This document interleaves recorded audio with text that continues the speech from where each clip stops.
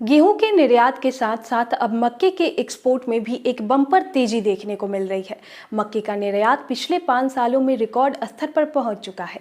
इससे इसके भाव को एक सपोर्ट मिलता हुआ दिख रहा है। आगे क्या सब स्थिति बन सकती है, जानेंगे पूरी रिपोर्ट इस वीडियो में। नमस्कार, मैं हूं शिवांगी और आप देख रहे हैं एमसूरवा एग्रो का डिजिटल पेज।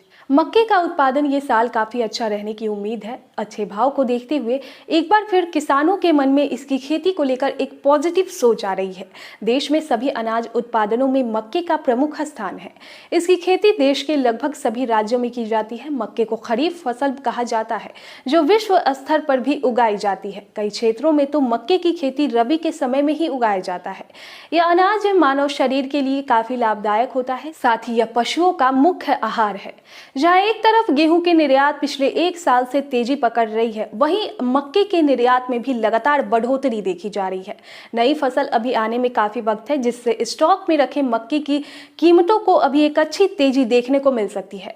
हमारे देश में मक्का गेहूं के बाद सबसे अधिक उगाई जाने वाली फसल है। मक्के की फसल को अनेक तरह से उपयोग में लाया जाता है। ये मनुष्य और पशुओं के आहार के साथ साथ व्यापारिक दृष्टि से भी इसका बहुत अधिक महत्व है। भारत में मक्के की कई उन्नत किस्में उगाई जाती है, जो कि जलवायु के हिसाब से शायद ही अन्य देशों में संभव हो।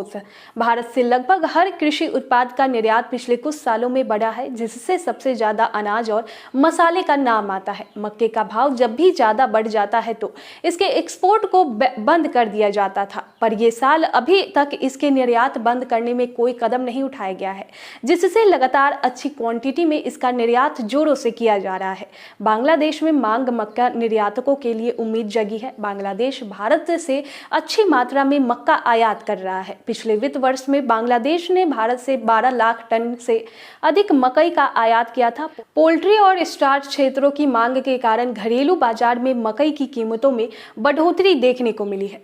भारत से सबसे ज्यादा मक्के का निर्यात बांग्लादेश, नेपाल और वियतनाम में किया जाता है। अभी तक लगभग 30 लाख टन का निर्यात किया गया है और उम्मीद ये है कि आगे भी एक्सपोर्ट जारी रहेगी।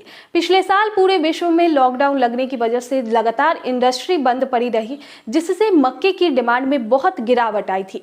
मक्के के ऊपर इससे पहले भी हमने कई रिपोर्ट तैयार किए थे और आपको बताया था कि मक्के के भाव में ये साल तेजी रह सकती है। जिस तरह की डिमांड फिलहाल बनी हुई है, आगे कुछ समय तक और मक्के के भाव में तेजी बने रहने की उम्मीद है।